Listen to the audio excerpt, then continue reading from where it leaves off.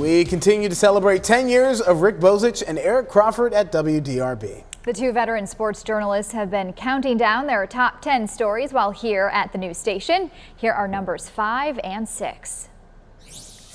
Rick, you talk about 10 years at WDRB, and I guess the one thing I was pretty certain that neither of us would get to see in our time here was a Triple Crown. That's all we'd talked about. We hadn't seen one since the late 70s, and really, given the spacing of the races and the way horse racing works today, we never thought we'd see one again, and what do you know, we've seen two.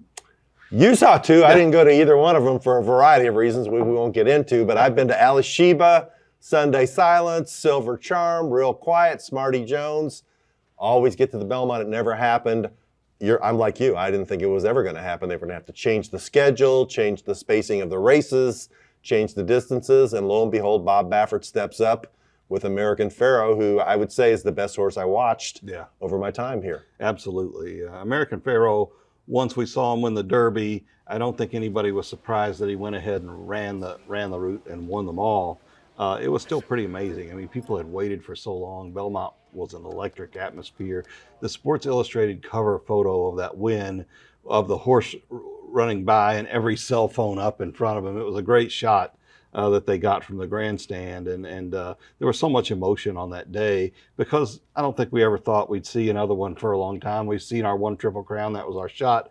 And then Justify comes in and wins. And that was a little bit more of a surprise. He was a dominant horse, but not quite as classic as American Pharoah looked, and he rolled through it too. He won the Belmont. Baffert had entered another horse in the Belmont to kind of run interference for him a little bit, and he kind of ran on his shoulder all the way around, but it was a great accomplishment. It really established Bob Baffert as the trainer of his generation, and of course his history after that has not been as bright, and that's the next big story that we covered. We call it Derby dysfunction, and really it's been in the last several years. Yeah, I mean, it's amazing since 2015 when American Pharoah did win. We've either had greatness or we've had scandal. And as you mentioned, we had the Derby where there was a DQ back in 2019. 2020 Derby moved to September and kind of a empty, we were there, surreal being in Churchill Downs, nobody was there.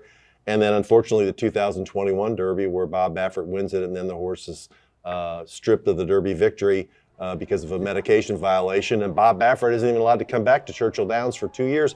The most prominent, the guy who dominated the scene at Churchill Downs for as long as we can remember isn't there. It was surreal last spring to go by his barn, and all of his accomplishments are wiped off the wall like he didn't exist. Yeah, it's weird because he was a go-to guy, and he's been such a resource for horse racing. I mean, and he's taken horses sometimes when he didn't want to. He's run them at Saratoga. Basically, he's a favorite of racing in New York. To see him on the other side now and wearing the black hat really in the sport is kind of strange, and it feels kind of weird. But you think about it, you had 2 disqualifications there in a 3-year span.